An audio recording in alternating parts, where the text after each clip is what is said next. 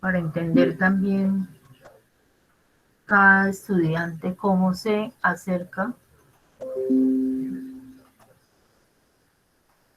a la lectura, ¿sí? Lógicamente, cuando hablamos nosotros de comprensión de lectura, estaríamos ubicándonos en algunas estrategias importantes, fuera de las que ustedes ya me han señalado. Podríamos ya entrar en la teoría y lo que el curso me ofrece, cuáles son esas estrategias con las cuales yo podría llegar a una mejor comprensión de lectura, ¿sí? Entonces, en cierta forma nosotros hemos hecho lectura literal e inferencial. No alcanzamos a llegar al nivel de lo crítico, valorativo, pues digamos en el ejercicio que hicimos como conocimientos previos para un lenguaje solidario. Entonces, lo que hacemos primero le llamamos literal. O sea, yo recupero la información, veo cómo se organiza el texto, ¿sí? Lo clasifico, qué tipo de texto podría ser, hago un barrido así como lo hizo el compañero. Pues esto debe tener una introducción, debe tener un cuerpo y debe de tener, lógicamente, una conclusión. Hicimos inferencias, claro, hicimos una lectura de inferencia porque en cierta forma la necesitamos para poder intuir cómo se organizaba el documento, cómo él estaba en un desorden y eso no nos permitía hacer una lectura lo mejor posible, ¿sí? En términos de los ajustes que debe tener para poder que haya comprensión. Es como lo fundamental allí. Entonces estamos hablando que para nosotros hacer lectura dentro de nuestras áreas del conocimiento tenemos tres momentos y tres acercamientos a esa comprensión.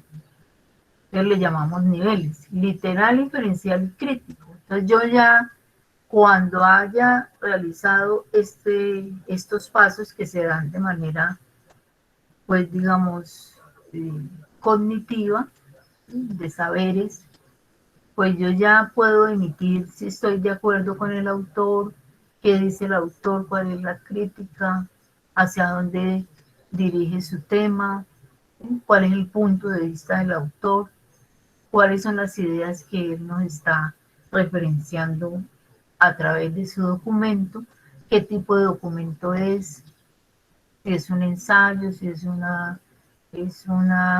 informe, una reseña de opinión. Ahí tendríamos que hacer todas esas valoraciones. Cuando yo infiero, pues ya entro bueno, cuál es la hipótesis de este documento, cuáles son los puntos de vista que el autor está relacionando, pero debo de llegar a lo crítico valorativo. Digamos que ese es el punto necesario allí. Nosotros cuando leemos tenemos unos elementos necesarios de rescatar a la hora de hacer este tipo de propuestas. O sea, que se supone que ustedes tienen unas estrategias y nos las demostramos ahorita que hicimos el ejercicio de conocimientos previos. Pero cuando ya vamos a entrar en teoría, entonces no podemos olvidar que existen unos lineamientos. Entonces yo tengo que tener claro cuál es ese propósito del escritor, si quiere convencerme de qué, cuál es el contexto desde donde está hablando el autor, qué tipo de texto, porque no es lo mismo un resumen, una reseña, un ensayo crítico, artículo de opinión, y cuáles son esos conocimientos previos que yo tengo sobre el tema. O sea, yo como lector no soy pasivo, yo entro a ser parte de la lectura y hago parte de esa comprensión porque tengo unos saberes. O sea, uno no está vacío a la hora de hacer, digamos, la lectura en términos de los niveles que nosotros estamos hablando aquí. Listo. Eso es lo que hay que tener en cuenta. Cuando ya nos solicitan, bueno, vamos a leer para un lenguaje solidario, pero vamos a tener en cuenta todo lo que él contiene. Entonces yo puedo empezar por el título. El título hace parte del desarrollo de la comprensión en la lectura y además hace parte también en la construcción de la escritura de sus textos. Si ustedes leen para un lenguaje solidario, allí nos está evocando una propuesta, hay una tesis sobre el significado del lenguaje. O sea, él no coloca un título extenso, es un título concreto también por el tipo de texto que estamos leyendo, ¿sí? Que después hacemos énfasis en ello. La estructura del texto, como lo hizo el compañero, tiene una estructura de introducción, o sea, el inicio, tiene un desarrollo que sería el cuerpo argumental, de cómo el autor nos muestra que a través del lenguaje, pues nosotros hacemos discriminación sin darnos cuenta, ¿no? Entonces da todos los argumentos a través de ejemplos. ¿Qué tipo de vocabulario usa el autor? El paratexto, pues yo puedo encontrar negrillas, comillas, ¿sí? Un poco lo que ahora veremos en el texto. Ustedes lo pueden identificar. Aquí hay paratextos. Entonces, miren, estas comillas tienen un significado, ¿sí? Y yo como lector, pues debo leerlas, ¿sí? Y tienen el autor no las coloca de adorno, sino que tienen un significado. Ustedes van a encontrar que en este documento hay bastantes uso de comillas con un objetivo específico, ¿sí? Que luego lo iremos ahondando y rescatando. Está el uso de comillas, ¿sí? Principalmente el documento tiene ese paratexto que va a tener un significado muy importante dentro del desarrollo de la propuesta. Entonces está el título, que también tiene un significado. Está cada una de las partes, introducción, la introducción va hasta aquí, ¿cierto? Ahí estaríamos hablando de introducción. Estaríamos después viendo el cuerpo argumental, que es todo esto, ¿cierto? Todos estos párrafos son el cuerpo, y que él me da la opción de ver cómo el autor se ubica en usar ejemplos para argumentar su tesis. ¿Cuál es su tesis? Pues luego lo vamos a descubrir también en el documento. Él tiene una postura y esa postura se defiende a través de estos párrafos para llegar a una conclusión que no es una conclusión, digamos, transparente, sino que aquí hay que hacer una lectura crítica e inferencial, ¿sí? Para llegar a definir qué es lo que realmente el autor nos está diciendo, ¿sí? Eso en el ejemplo lo estamos viendo a través de lo que estamos viendo en la teoría, ¿cierto? Sin embargo, entonces, estamos pensando específicamente en texto académico. Texto académico requiere unas características. Debe ser exhaustivo, ¿sí? Depende pues de cuál es el propósito que usted necesita encontrar, qué es lo que le solicitan, o usted por qué lee, para qué lee, qué sentido tiene, ¿sí? Y allí entrarían pues esos momentos de lectura, ¿sí? Entonces, lo que hicimos nosotros, antes de leer, ¿sí? Algunos se preguntaron, bueno, este texto, ¿qué será lo que el autor quiere decir? Como nos decía la compañera. tener una comprensión esquemática del texto. Ustedes lo hicieron, el compañero dijo, bueno, para yo organizar estos párrafos, realmente tengo que tener muy claro dónde está la estructura, ¿sí?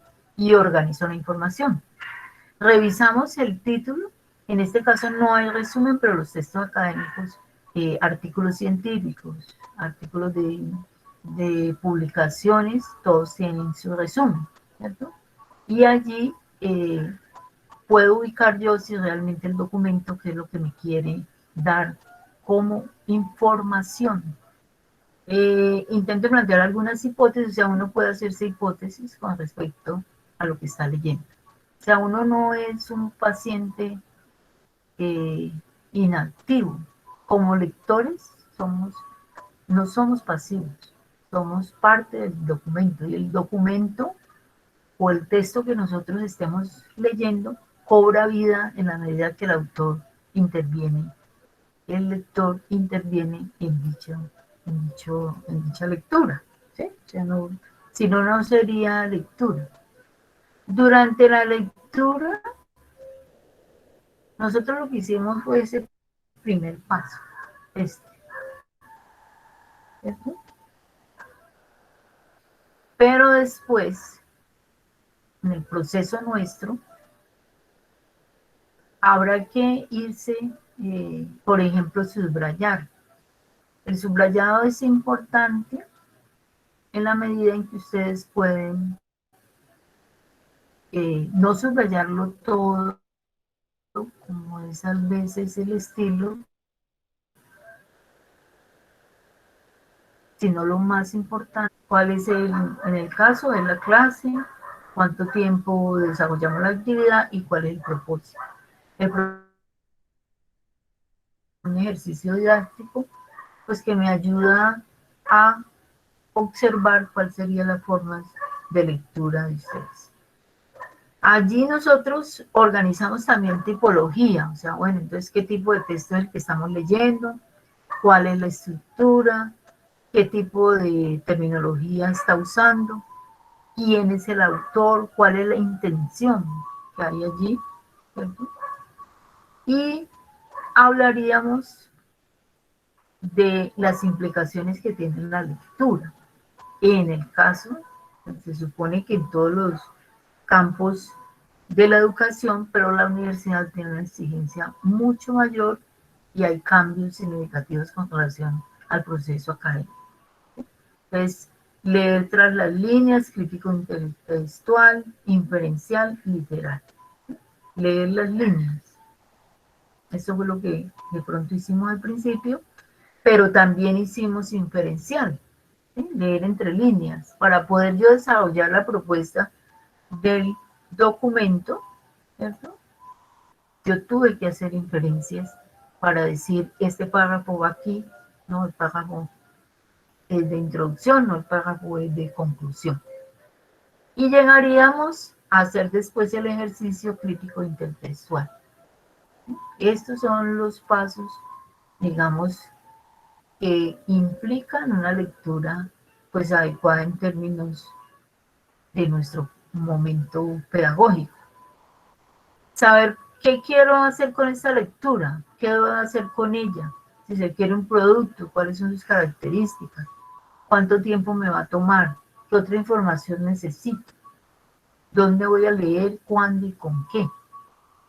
En el caso particular nuestro, como estamos viendo el tema de comprensión de lectura, partimos del hecho de los conocimientos previos de los estudiantes y usamos un documento, un texto corto, después vamos a ver qué tipo de texto es, para mirar cómo lo organizamos y eso permite hacer la unidad del concepto de texto a través de la coherencia y la cohesión. ¿Sí? Esos son como los puntos allí. Bueno, cuando yo leo, entonces, miren todas las competencias que nosotros realizamos. Contrastamos, identificamos, podemos hacer esquemas, sintetizamos, comparamos. ¿Sí? O sea, que leer no es solamente la transcripción de lo que dice el autor, sino que todo esto que está aquí ocurre en nuestro proceso de comprensión. ¿Sí? Refutamos, proponemos, argumentamos, pues todo esto tiene que ver con estos niveles, ¿sí? Los niveles que nosotros hacemos a la hora de hacer un ejercicio. Comparamos, debatimos, evaluamos. O sea, que la lectura no es solamente para evaluar, ¿sí? Es hay veces el lugar que le ha puesto en la educación, ¿sí? La concepción hay veces tradicional. No, la lectura va mucho más allá y permite todo este ejercicio, ¿cierto? ¿Cómo exploramos el texto? Ah, bueno, ese es un ejercicio que tenemos que posteriormente hacer. Bueno, ¿cuál es el tema del autor? ¿Sí? ¿Qué tipo de texto sería? ¿Hay textos similares? ¿De dónde proviene? ¿Es confiable? Ya sabemos que sí. La Casani hace parte de los académicos reconocidos mundialmente sobre todo lo que tiene que ver con lectura y escritura. ¿Cuáles son esas estrategias? Esto es lo mismo que estábamos hablando en las diapositivas. Escaneo, anoto, busco, ¿sí? Y hago una lectura del paratexto. En el caso de nuestro texto, el paratexto es el título y son las comillas que aparecen con mucha frecuencia, ¿no?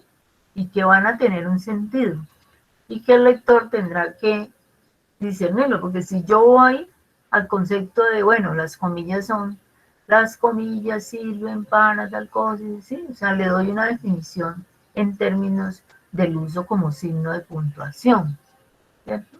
Pero aquí en el texto hay que hacer esa lectura paratextual que el autor me la está diciendo. Él no me dice a mí, vea, yo estoy colocando aquí profesores, entre comillas, y directores, ¿sí? Un hombre público, miren, todo esto es paratextual, que el lector tendrá que leer, y porque eso tiene una implicación en la comprensión de lectura, ¿sí? Y si existieran pues otros paratextos, pues lo haríamos, ¿cierto? Miren, todo esto tiene una implicación y va también a modificar el tipo de texto que yo estoy elaborando. Está el título, si hay imágenes, si hay figuras, pues eso todo tiene que ver con... Eso todo lo tengo que leer, o sea, no creer que solamente el documento de letras, palabras, frases, párrafos, el que yo debo referenciar. Cada uno de los elementos que aparecen en la lectura hacen parte de la comprensión. Ya cuando hemos hecho todo ese ejercicio, bueno, entonces, ¿cuál es el propósito del autor? ¿Cómo identifico sus ideas principales o proposiciones? ¿Confronto esas ideas o estoy de acuerdo con las ideas? ¿Me hago preguntas?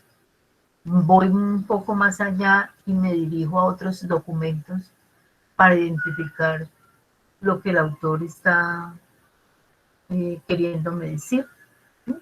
Entonces, estrategias como las que ustedes usaron, leer varias veces, subrayar, pues no lo hicimos, y aquí el subrayado es muy importante, ¿sí? Porque estamos acostumbrados a subrayarlo todo, pero no, en cierta forma eso desvirtúa la verdadera esencia del documento. Puedo hacer anotaciones, en el caso pues como estamos en lo virtual, si no está... Eh, pues no lo tengo impreso, pues acuérdense que uno puede buscar el documento, si está en PDF, en el caso de que sea un PDF, ¿dónde lo descargo? Buscar en la carpeta donde se encuentra el documento y ahí puede hacer anotaciones, ¿sí? Ahí puedes editar. Claro que dependiendo, recuerden que este programa lo tiene la universidad, ustedes lo pueden bajar, ¿no? Es una de las licencias que tenemos que ofrece la universidad para tener un PDF más moderno, más actualizado y que puedo usar diferentes documentos. O sea, yo puedo ingresar ideas, puedo hacer anotaciones, puedo subrayar, puedo resaltar. ¿Sí? Eso hay que hacerlo. Yo le puedo preguntar al texto, ya estaríamos en crítico, cuál es la ideología que uno alcanza a percibir dentro del documento, cuál es la intención que puede tener el autor al compartirnos sus ideas, qué conceptos atraviesa el texto, ¿sí? Y qué relaciones hace con otros documentos y qué posturas podría haber de otros autores, ¿no? Entonces, supongamos en el caso nuestro, de lo que estamos leyendo, aquí hay una postura pues que no todo el mundo la identificaría porque tiene que ser unos saberes específicos, como aquí hay una definición de, de, de lenguaje, ¿sí? Aquí hay una definición. El lenguaje es un reflejo de sistemas del pensamiento, miren esto. Y aquí, pues si yo tuviera ese saber, diría, ah, esta es una concepción de Vygotsky, quien habla que el lenguaje es el reflejo, ¿sí? Aquí puedo hacer una inferencia y mirar cómo el autor usa, parafrasea o trae, no la parafrasea, sino que trae una idea y él la coloca con sus propias palabras sobre el significado de qué es lenguaje. Entonces dice, el lenguaje es un reflejo del sistema del pensamiento colectivo, de cómo piensa y siente actúa una sociedad, así el lenguaje nunca es imparcial. O sea, esta primera parte, aquí, está basada, digamos, en concepciones sobre el concepto del lenguaje, ¿cierto? Entonces miren que ahí estaríamos haciendo esa postura, ¿no? Entonces, aquí, pues, el autor del documento nos muestra lo que hay veces hacemos con nuestro subrayado, ¿no? Subrayado que puede llevar a no encontrar en realidad cuáles son las ideas fundamentales. Valoro el texto, lo comparo con otros, lo analizo críticamente, asumo una postura frente a ese documento y podría, lo que hacemos en la universidad, es construir a partir de ese texto. O sea, yo puedo hacer un mapa conceptual, puedo hacer una infografía, puedo resumirla, puedo comentar, puedo reseñar. Digamos que ese es como a los niveles que debería llevar nuestro proceso de comprensión. Entonces está el mapa mental, el mapa conceptual, ¿sí? Hay una diferencia entre el mapa mental y el mapa conceptual, y ya, pues, ¿qué sería el resumen? Esto lo vamos a ver posteriormente. ¿Qué es un resumen? ¿Qué es una reseña? ¿Qué sería un informe de lectura? Entonces miren que teóricamente pues existen todos unos pasos para desarrollar una propuesta de comprensión de lectura en el campo universitario que nos exige y requiere una mayor mirada detenida sobre los textos. Entonces ese ejercicio, pues ustedes a medida, los que están en primer semestre, a medida que van avanzando, van encontrando que existe diversidad de documentos que los docentes pues me solicitan que yo, para ampliar mi saber, porque el saber no se da solamente en una clase de 3 o de 4 horas, sino con las búsquedas que ustedes van realizando. Ese sería como el punto allí fundamental. ¿Sí?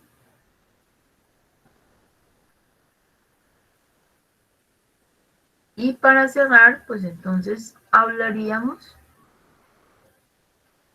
comparando con lo que hicimos aquí, ¿no?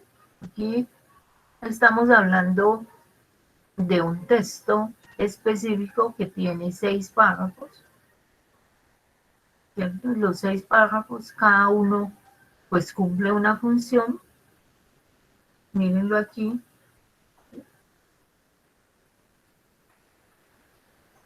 Pues hablamos de introducción, contiene el contexto de tiempo. Algo aquí. ¿Sí?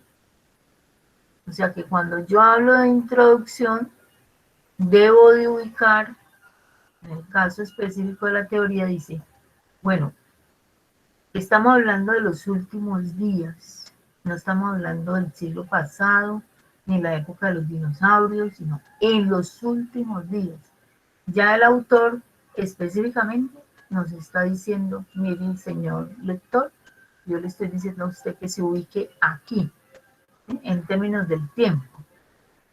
También nos ubica en términos de qué es que va a hablar. Ah, mírenlo aquí. ¿Sí? Yo ya como lector digo, va a identificar sobre la discriminación, digamos que es el tema, pero cualquier tipo de discriminación. Discriminación, racismo, xenofobia. ¿Sí? Entonces, está ubicado en la introducción, miren, tiene 7 oraciones, una introducción general, sería esta primera parte, nos ubica tiempo, tema, y nos ubica también espacio contextual de quién, desde dónde nos están hablando. No es Colombia, miren aquí, un poquito, tenemos contexto de tiempo, contexto de tema y contexto de espacio geográfico. Y habla de países civilizados. Y civilizados entre comillas, que es el paratexto que hay que hacer la lectura. ¿Sí? Sin embargo, en este último, entonces aquí está unido, pero nosotros lo tenemos separado. No está bien. Esta. Esta sería, pues todo, desde por aquí empieza la tesis que el autor nos está brindando para discusión. Entonces, mírenla aquí, frase temática. Esa frase temática pues ya incluye el concepto para defender. ¿Qué es lo que defiende el autor? Ah, pues que el lenguaje es un reflejo de sistemas de pensamiento colectivo, de cómo piensan y sienten y actúa una sociedad. Esto es lo que el autor va a defender en toda su pequeña, en su pequeño texto. ¿Cierto? Mírenlo aquí. Tesis. ¿Cuál es la tesis que él defiende? Que sería en el párrafo 2, la tesis. El lenguaje como sistema de reflejo de la discriminación, ¿no? Es un sistema de pensamiento colectivo. Y empieza en el párrafo 3, 4 y 5. Estos corresponden al cuerpo del documento, ¿cierto? Y él, como la tesis es sobre el lenguaje, que nunca es imparcial, que siempre estamos eh, dando opiniones sobre el otro a través de lo que nosotros creemos que es nuestra verdad, empieza a ser una argumentación desde todo lo que tiene que ver con el uso del lenguaje. ¿Sí?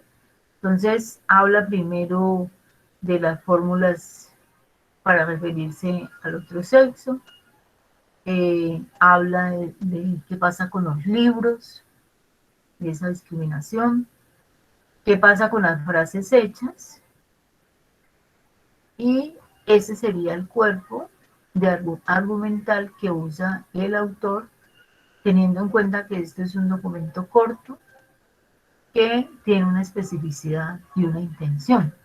¿Cierto? Y tendríamos para cerrar en la conclusión que se supone que enlaza, tenemos la tesis acá, el lenguaje es un reflejo del sistema del pensamiento colectivo, y cierra, ¿sí? Cierra aquí. En fin, de todo, aún pretendemos que nuestros hijos sean. Ahí está la conclusión. Entonces miren que las estrategias que hay allí, pues tienen mucho que ver con la forma que nosotros en la universidad debemos ir incorporando y mejorando ese proceso. Entonces, este documento, por lo didáctico, nos permite hacer una, una manera más práctica de entender cuáles son las dinámicas, uno, de la comprensión de lectura y dos, cuáles son los pasos que yo debo desarrollar a la hora de hacer una propuesta de, de lectura, ¿no? Lógicamente aquí estamos haciendo un ejercicio corto. Los documentos que circulan en la universidad son mucho más extensos. Eso sería como, como lo que habría que pensar allí. Bueno, entonces ustedes tienen pues aquí, les voy a subir el de este que no se los he compartido ahí en el campus, ya las diferentes pasos que nosotros debemos identificar a la hora de trabajar lectura o comprensión. Ese sería como el ejercicio fundamental.